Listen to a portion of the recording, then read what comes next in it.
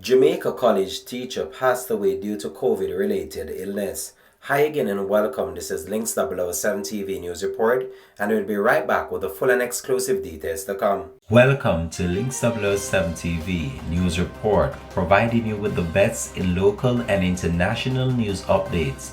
This is a place where you can get the most reliable and informative news information. Links 007 TV News Report.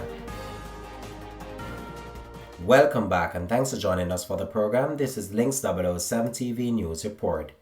The Jamaica College family is mourning the loss of a member of their staff who succumbed to a COVID-related illness.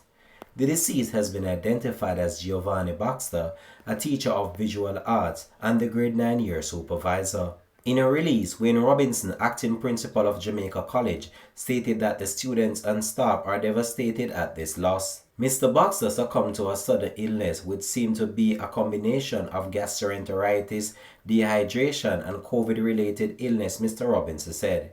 He added that we pray for his family and friends and the Jamaica College community.